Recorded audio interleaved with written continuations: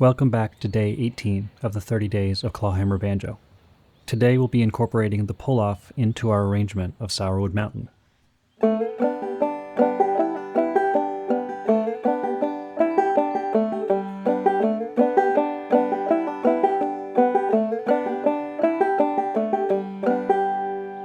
It's a simple addition in just one place, but that's a good place to start with the new technique. Here's what the A section of our current arrangement of Sourwood Mountain sounds like.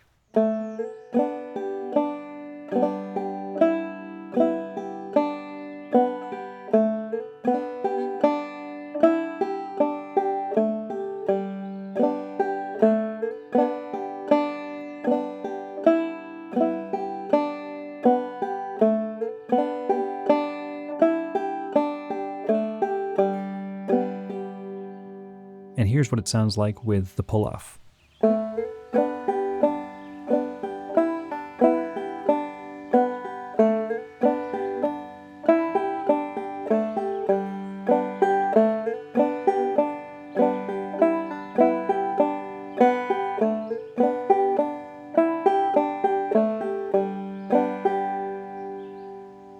So we start with the slide, then a bum ditty. Then when we get to the second fret on the first string, where we would play a bum ditty, we'll instead play a pull-off from 2 to open on the first string. Then, when we play the ditty, we'll return our middle finger to the second fret on the first string.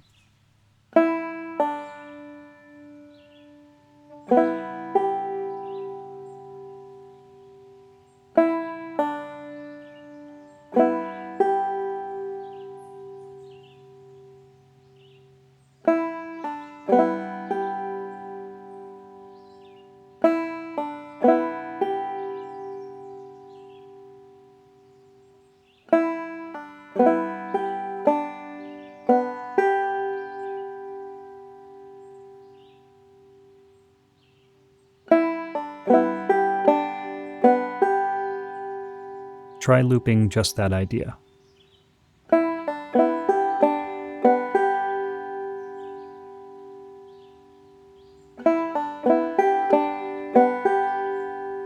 Then play the full A section.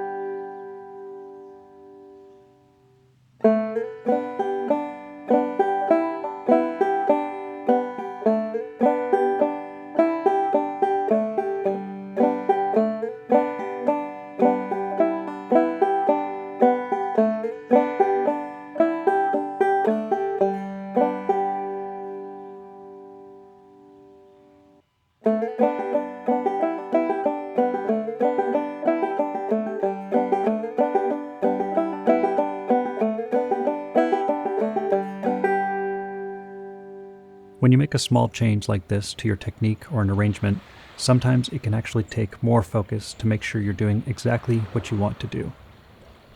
Just intellectually understanding what it is that you're going for doesn't actually make it happen. It can still take lots of hard work, even if it seems simple. At the end of the day, often making something happen has more to do with the doing than the knowing how to do. We're going to add another new technique in the next lesson, so make sure this is comfortable before moving on.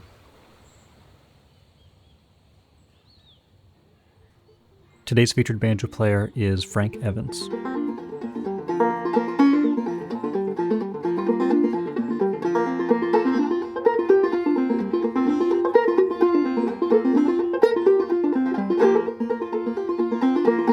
Frank is a master of both three-finger and clawhammer technique, which you can hear in his band, the Slow Can Ramblers. But beyond that, he's part of many other bluegrass and old-time projects, all of which are worth listening to. I'll leave some links in the description where you can find more of Frank's great music.